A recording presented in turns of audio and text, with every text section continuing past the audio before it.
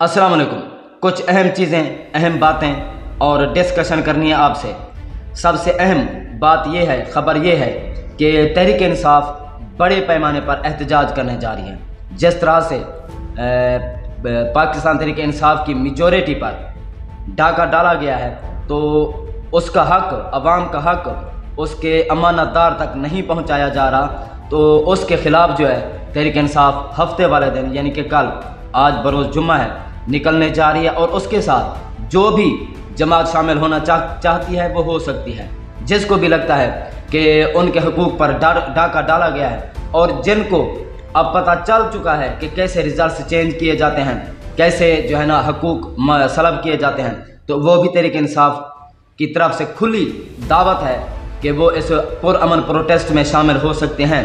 अब देखना ये है कि उम्मीद है कि JUI जमात इस्लामी और दीगर एक दो जमातें, उनको दावतनामे भी पहुंचा दिए गए हैं, क्योंकि मौलाना फजलुर रहमान साहब के हालिया इंटरव्यू में जो उन्होंने इंकशाफात किए हैं, तो उनसे जो है ना अवाम में एक नया कंसर्न पैदा हो गया है, जिस पर तहकीकात भी होनी चाहिए। कि एक तो मौलाना फजलुर रहमान साहब कह रहे हैं कि बाजवा साहब और फैज़ हमीद साहब सबसे राब्ते में थे और रिजीम चेंज ऑपरेशन में उन्होंने बहुत बड़ा किरदार अदा किया है। और मौलाना फजलुर रहमान ने जिस तरह से तस्लीम किया है कि इमरान खान साहब ने जो बात कही वो हर्फ बहर्फ सच है। रिजीम चेंज ऑपरेशन में एक बल्कि मदाखलत नहीं, बहुत बड़ी साजिश हुई है। ये मौलाना साहब के इंटरव्यू से ये बात कन्फर्म हो चुकी है। इमरान खान साहब एक बार फिर सादिक और अमीन डिक्लेयर हो चुके हैं। मौलाना फजलुर रहमान साहब ने कहा कि अगर मैं उस वक्त इनका साथ ना देता, यानी बाजवा साहब का, या उनके साथ शहबाज शरीफ, नवाज शरीफ या लंदन प्लान के मुताबिक जो इम्प्लीमेंट हो रहा था इस सारे एग्रीमेंट पर, मंसूबे पर, अगर उसमें शामिल ना होते तो इन्होंने कहना था कि मैंने इमरान खान साहब को बचवाया है। तो मेरा वो बयानिया यहूदी एजेंट वाला ये सारा कुछ जो है ना फिर उस पर पानी फेर जाता। उनके कहने का मकसद ये था। वाज़ेह तौर पर तो ये बात उन्होंने इंटरव्यू में कह दी है कि मैं उस रिजीम चेंज का हिस्सा था, और इसमें बाजवा साहब, फैज़ हमीद साहब ने बहुत बड़ा रोल प्ले किया है, जिसमें हम सब ने हिस्सा डाला। एक बात तो ये वाज़ेह हो चुकी है। दूसरा ये कि मौलाना फजलुर रहमान साहब को ये अब मालूम हुआ है, ये मालूम शुरू से था कि पाकिस्तान के जो जनरल इलेक्शंस होते हैं उसमें कैसे रिज़ल्ट चेंज किए जाते हैं और रिज़ल्ट अनाउंस करने का जो टैक्टिक इस्तेमाल किया जाता है, क्यों किया जाता है, और ये सारे निज़ाम पर कौन मुसल्लत है और कौन हारी हुई सीटें जितवा देता है और जीती हुई सीटें जो है उसको हार में कन्वर्ट करता है। तो मौलाना फजलुर रहमान साहब कहते हैं कि हम बहुत बड़े पैमाने पर एहतजाज करने जा रहे हैं, रैलियाँ होंगी, जलसे होंगे। और नवाज शरीफ साहब के लिए उन्होंने एक एडवाइस जारी की है कि उसको चाहिए कि इखलाकी तौर पर अपोजिशन में आकर बैठ जाए। ये उसका मैंडेट नहीं है, ये ज़बरदस्ती उसको मुसल्लत किया जा रहा है, दिया जा रहा है, और जो उसका कद था उसको वाज़ेह कर दिया है। यानी कि ताकतवर लोगों ने उसके कद को वाज़ेह कर दिया, और अवाम ने भी, कि हम आपको मेजॉरिटी नहीं दे सकते और ना ही इस चीज़ के आप अहल हैं। तो मौलाना फजलुर रहमान साहब की ये एडवाइस नवाज शरीफ के लिए। नाज़रीन, मैं आपको ये तमाम क्लिप्स जो आपसे शेयर कर रहा हूँ, बात कर रहा हूँ, ये आप एंड में ये क्लिप भी लाजमी देख लीजिएगा, ताकि आपको वाज़ेह तौर पर समझ आ सके कि मौलाना फजलुर रहमान ने क्या कहा है। राना सनाउल्लाह साहब ने कहा है कि गुज़श्ता जो 16 महीने हमने हुकूमत की है उसमें ज़बरदस्ती धकेलने वाला हमें मौलाना फजलुर रहमान साहब। अब एक तो ये चीज़ समझ आ रही है कि हमें जो ये इलेक्शन रिजल्ट्स हैं और इनके ख़िलाफ़ होने वाला प्रोपेगेंडा या धांधली, वहाँ से तवज्जो हटाकर हमें एक नए अलायंस की तरफ, या उसमें मौलाना फजलुर रहमान साहब को धकेल दिया गया है, ताकि अवाम की तवज्जो जो है किसी प्रोटेस्ट, मुजाहरे, एहतजाजी रैलियों से हट कर इस पासे आ जाए। एक तो ये भी समझ आ रही है। दूसरा ये कि ये भी हो सकता है कि मौलाना फजलुर रहमान साहब को अब अपनी औकात का पता चल गया हो, उसको पता चल गया हो कि मुझे इस्तेमाल किया जाता रहा है, क्योंकि बहुत बड़ी तादाद उसके साथ जो है मदारस के तलबा की होती है, अवाम उसके साथ इकट्ठी हो जाती है, जलसे, जुलूस, धरने, ये जो लॉन्ग मार्चेस हुए हैं, सबको देखते हुए मौलाना फजलुर रहमान साहब को शायद महसूस हो गया हो कि उसको इस्तेमाल किया जाता रहा है। और माजी में उसको बहुत बड़े ओहदों को भी ऑफ़र की जाती रही है, जैसे PDM का सदर बनाया और उसके बाद उनसे कहा गया कि आपको 16 महीने की जो गवर्नमेंट होगी तो मुल्क पाकिस्तान का सदर बना देंगे, फिर उसको सदर नहीं बनाया गया। शायद अब भी उसके साथ जो हाथ किया गया है तो मौलाना फजल रहमान साहब को पता चल चुका है कि अब उसके साथ जो है ना, अब वो मज़ीद इस्तेमाल नहीं होंगे जिस तरह माजी में होते रहे। ये मेरा पॉइंट ऑफ व्यू है, ये मेरी असेसमेंट है, क्योंकि दो चीज़ें ही हो सकती हैं।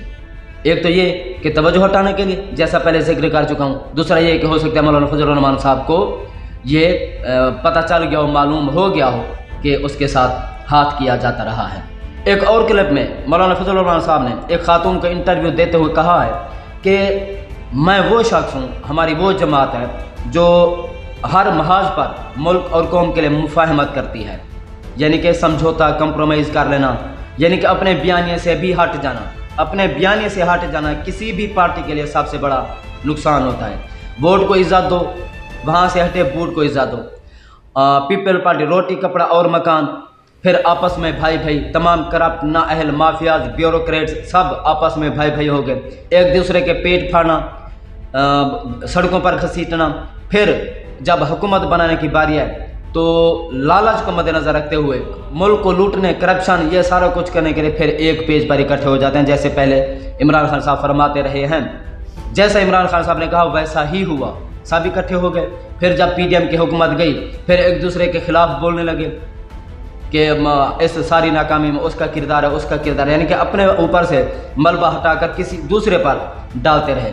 ये शहबाज शरीफ साहब भी कहते रहे कि मैं चूँकि वज़ीर आज़म था तो ये सारा नाकामी का मलबा, मईशत की तबाही, बदहाली का मलबा सिर्फ मुझ अकेले पर ना डाला जाए। ये सारे किरदार जो थे मेरे पास, हमारे साथ एक साथ शामिल थे, जैसे मकबूल सिद्दीकी, यानी कि MQM, people party, Nawaz Sharif, मुस्लिम लीग नून, जमीयत उलमा इस्लाम, ANP वगैरह सारा कुछ बाप पार्टियाँ, ये सारा इकट्ठे। वो कहते हैं कि मुझ अकेले पर यह मलबा ना डाला जाए, सब इकट्ठे एक साथ। मौलाना फजल रहमान साहब ने कहा कि धांधली तो हो रही है, इसमें कोई शक नहीं है, और इसमें एस्टेब्लिशमेंट है। ये मैं मौलाना फजल रहमान साहब का बयान सुना रहा हूँ कि एस्टेब्लिशमेंट ने पैसे लेकर रिजल्ट चेंज किए हैं और एक अननोन लाडले को लाडला बनाकर एक बार फिर पाकिस्तान की कौम पर मुसलत किया जा रहा है। मुझे हमेशा मायूस किया गया। मैं सबके साथ चलने वाला बंदा हूँ, मैं कभी भी इंतशार की सियासत नहीं की, यह भी मौलाना फजल रहमान साहब ने कहा है। ये एंड में आप क्लिप देख लीजिएगा। मुझे मायूस किया गया, लेकिन इस बार हम नए अंदाज में एंट्री करेंगे। अगर अपोजिशन में भी बैठेंगे तो हमारा जो रवैया होगा, हमारा जो अंदाज होगा वो नया होगा, माजी से हटकर होगा। तो फिर लेट्स सी कि मौलाना फजल रहमान साहब अब नए तरीके से अपनी जो हिकमत अमली बनाते हैं, या फिर वही चीज़ होगी कि जब 2 या 4 सीटों की लालच दी जाएगी तो फिर ये उनके साथ बैठ जाएगा। तहरीक इंसाफ की दावत कि आप आएँ, हमारे साथ मिलकर बैठें। और अच्छी बात है, किसी भी जुल्म, ज़्यादती, नाइंसाफ़ी के ख़िलाफ़ अगर किसी को दावा देते हैं, वो अगर आपके साथ मिल जाते हैं तो मोस्ट वेलकम, अगर नहीं मिलते तो उनका अपना पॉलिटिकल जो पॉइंट ऑफ व्यू है, तरीक़ाकार है, वो अपने तरीके से बेशक चलें। एक बात मैं आपको वाज़ेह तौर पर बताता चलूँ कि मौलाना फजल रहमान साहब खोया हुआ मकाम अब इस वक्त वापस कर सकते हैं अगर उन्होंने अपनी रविश बरकरार रखी, वही बिहेवियर, यहूदी एजेंट, सस्ते फतवे। तो मौलाना फजल रहमान साहब का जिस तरह 2018 में 13 सीटें थी या 11 सीटें थी, अब 1-2 पर आ गए हैं, तो मुझे नहीं लगता कि अब उनकी कोई सियासी साख जिंदा है, बल्कि मर चुकी है। अब वक्त है कि अपना मकाम बहाल कर सकते हैं। बाकी उनकी मर्ज़ी।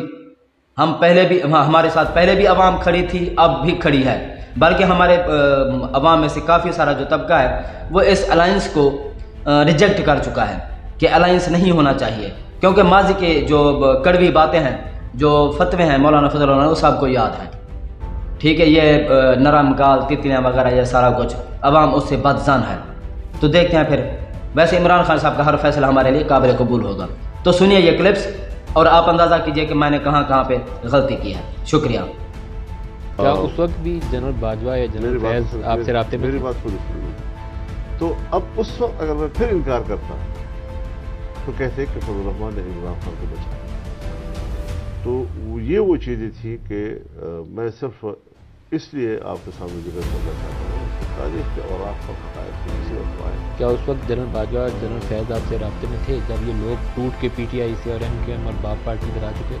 हजरत वो बिल्कुल राब्ते में थे और उनकी मौजूदगी में सबको बुलाया गया और सबके सामने उनसे कहा गया कि आपने ये इस तरह करना है, इस तरह। सब कौन थे? सब पार्टी, नून लीग और पीपल्स सब पार्टी। पार्टियां, और एक का नाम मत लें आप। और उनको किसने कहा कि ये करना? सब पार्टी। किसने कहा ये करना? बाजवा साहब और फैज अली साहब दोनों। क्या कहा उन्होंने? यही कहा कि आप लोगों ने क्या करना है, किस तरह करना है, क्या करना है। नो कॉन्फिडेंस के वाले दोनों ने, और सब ने उसके ऊपर हाँ में हाँ बोली। फिर तो ये कहना चाहिए कि मूव जो थी वो उधर से थी, नून लीग और पीपल्स पार्टी ने सिर्फ मोहर लगा दी उसके ऊपर। बाकी सही सहाफी हैं, आपने बात निकाल ही दी हमसे। तो फिर मोहर लगा दी नून लीग और पीपल्स पार्टी ने ऊपर से मोहर लगा दी। मोहर लगा दी। क्या आपको लगता है कि तहरीके इंसाफ को इस इलेक्शन के अंदर जो इतनी कामयाबी मिली है उसके अंदर भी एस्टेब्लिशमेंट का किरदार है? बज़ाहिर तो ऐसे लगता है कि एस्टेब्लिशमेंट के किरदार को आप इतना सादा न लें, ऐसे आसानी के साथ इतना खूबसूरत सवाल कर देते हैं। हजरत यहाँ इलेक्शन हुए हैं, एस्टेब्लिशमेंट ने कराए हैं, उन्होंने नतीजे बनाए हैं, नतीजे बनाए हैं उन्होंने जी। बस पैसे लिए हैं, रिश्वतें ली हैं, अरबों अरबों रिश्वतें उन्होंने कमाई हैं इसमें। लेकिन आप ये नहीं समझते कि हामी वोट से ज्यादा मुखालिफ वोट है और वो भी एस्टेब्लिशमेंट का? हजरत इतना वोट नहीं है हमारे सूबे में जितने का डाला गया है। तो आप इसको चैलेंज कर रहे हैं? मैं नहीं चैलेंज, मैं चैलेंज कर चुका हूँ जी। आज की मेरी प्रेस कॉन्फ्रेंस जो है वो इसी को चैलेंज करने वाली बात है जी। मैं इन इदारों पर, इलेक्शन कमीशन पे एतमाद करूँ, मैं इन कोर्टों पे एतमाद करूँ, यहाँ खड़ा रहूँ उनके सामने। मैं पब्लिक में जाऊंगा, आवाम की अदालत में जाएंगे और हम इंशाल्लाह अपनी तहरीक को आगे बढ़ाएंगे।